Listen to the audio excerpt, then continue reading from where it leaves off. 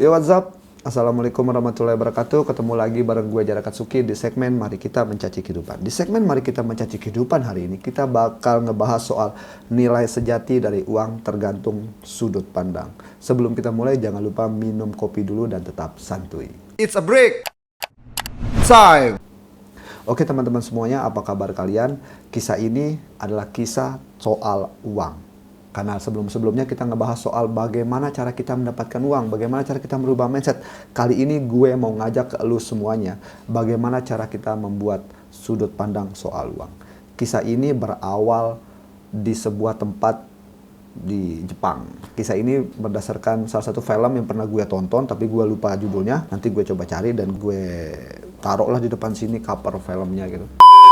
Intinya film tersebut bercerita soal laki-laki yang kerja mati-matian mencari uang untuk mendapatkan kembali anak dan istrinya. Karena si laki-laki ini sudah digugat cerai oleh istrinya selama kurang lebih 3 tahun lamanya. Dan jadi selama 3 tahun lamanya ini si laki-laki ini mendapatkan status duda ya. Duda keren lah ya.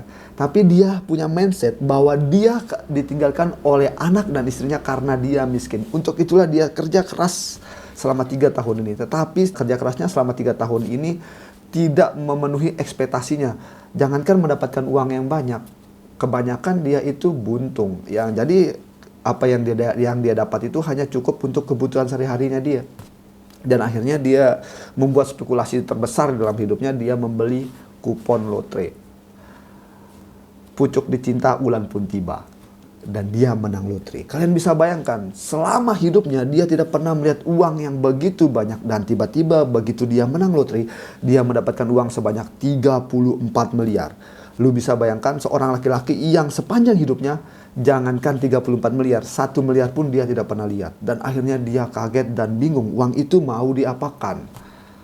Karena dia bingung, akhirnya dia googling. Akhirnya dia mendapatkan solusi bahwa ketika Anda punya uang, belajarlah untuk melakukan investasi. Dan akhirnya dia ingat bahwa dia punya teman yang jago berinvestasi ya. Intinya dia tuh jago trading lah, jago beli saham dan sebagainya. Intinya dia tuh jago untuk mengolah uang. Dia menghubungilah temannya. Akhirnya temannya datang. Begitu dia serahkan uang 34 miliar itu ke temannya, dia ngomong ke temannya, ini uang saya tidak tahu mau apakan dan uang ini saya percayakan kepada kamu. Dan akhirnya si temannya hanya tersenyum. Jadi gini bro, sekarang saya akan mengajak kamu bagaimana cara kamu bekerja menggunakan uang sebanyak ini. Bagaimana orang kaya ketika mereka punya uang. Akhirnya diberikanlah uang segepok di tangannya dia, pok, di tangan si Naruto diberikan oleh temannya. Ayo kita pergi pesta. Akhirnya dia berpesta semalaman dengan temannya di sebuah klub malam. Begitu dia sibuk berpesta dengan uang-uangnya itu, dia bertemu dengan seorang perempuan, sebut saja namanya dia Sakura. Di pesta tersebut, dia mabuk berat, dia sawer uangnya ke kiri dan ke kanan. Akhirnya dia mabuk. Ternyata si temannya ini berkhianat dan dia membawa kabur uangnya itu sebanyak 33 miliar. Yang 1 miliarnya dia sawer dalam 1 malam di dalam kafe.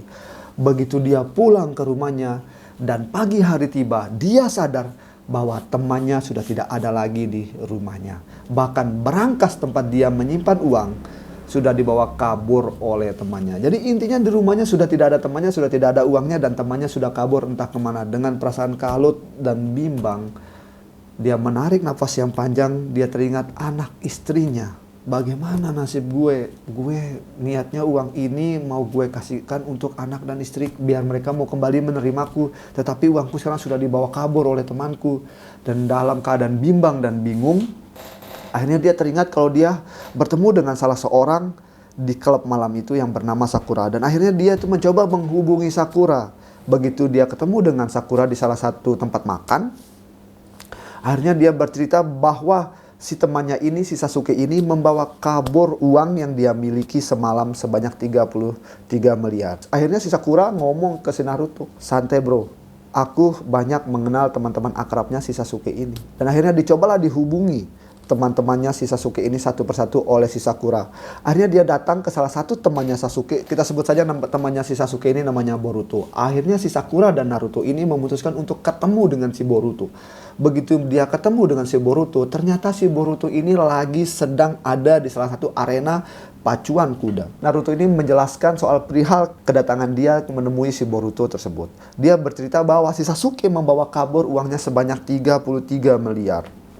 Akhirnya si Boruto bilang, jadi gini saja, ketimbang kamu pusing dengan permasalahan kamu tebak deh, kira-kira sekarang kuda mana yang akan menang. Akhirnya si Naruto dengan sedikit frustasi dan bimbang, akhirnya dia memilih kuda nomor 7. Dan ternyata kuda yang dipilih secara acak oleh si Naruto ini menang. Kalian bisa bayangkan, di momen itu juga si Naruto menang sebanyak kurang lebih 10 miliar. Dan akhirnya si Boruto bilang gini, bro, kamu sekarang sudah menang sekitar 10 miliar. Kalau kamu menang sekali lagi, kamu akan mendapatkan uangmu kembali sebanyak 34 miliar. Kenapa kamu tidak coba pasang uangmu di taruhan kuda lagi? Dengan rasa yang menggebu-gebu, ingin uangnya kembali dalam begitu cepat, akhirnya si Naruto memutuskan untuk pasang taruhan lagi di kuda nomor 8. Singkat kata, singkat cerita, akhirnya kuda nomor 8 tidak menang. Lalu si Boruto datang menghampiri si Naruto ini. Dan dia berkata, ini cukup menarik kata-katanya. Dengan santai si Boruto datang. Gimana bro? Kudamu kalah ya? Dengan perasaan yang sangat kalut, jangankan menang, akhirnya kudanya kalah. Si Naruto tidak bisa ngomong apa-apa. Dengan menunduk, dia cuma bisa menjawab iya. Dan akhirnya si Boruto berkata, sesungguhnya menang dan kalah itu hanyalah ilusi. Ada atau tidak ada uangmu, pertemuan hari ini sangat bermakna untuk kita. Itu kata-kata si Boruto. Dan akhirnya dengan perasaan yang masih bimbang, dia pulang bersama si Sakura untuk mencoba menemui salah satu temannya si Sasuke lagi. Dan ternyata si Naruto ini dan si Sasuke ini sudah berteman dari zaman SMP. Saking lamanya mereka berteman, jadi satu-satunya orang yang diingat oleh si Naruto ini yang bisa dipercaya hanyalah si Sasuke. Ternyata si Sasuke ini mengkhianatinya. Si Sakura ini akhirnya mengajak si Naruto ini untuk bertemu ke tempat Hinata. Hinata ini adalah salah satu temannya Sasuke. Begitu mereka ketemu di sana, ternyata si Hinata ini baru selesai menjual bayinya. Lalu si Naruto bertanya dengan si Hinata, kamu menjual anakmu untuk apa? Lalu si Hinata menjawab, aku menjual anakku untuk uang. Tapi kamu tahu nggak, kata si Hinata, kalau aku itu menyesal melakukannya. Akhirnya si Naruto itu terdiam. Kamu bilang menyesal karena uangnya sudah habis, kata si Naruto ke Hinata. Sekarang aku akan bertanya kepadamu Naruto, apa yang akan kamu lakukan jika ada uang banyak di depanmu? Lalu si Naruto hanya tersenyum, ya tentu saja aku akan memberikannya kepada istriku atau tidak mengelolanya agar uang itu menjadi lebih banyak. Di saat itu juga si Hinata bangun dari tempat duduknya, lalu dia membuka lemarinya. Tiba-tiba di dalam lemari itu ada banyak uang, kurang lebih sekitar 100 miliar.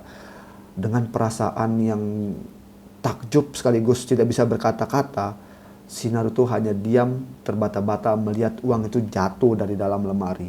Lalu Hinata duduk lagi di depannya. Ternyata uang itu tidak berarti apa-apa ketika kita sudah kehilangan orang yang kita sayangi.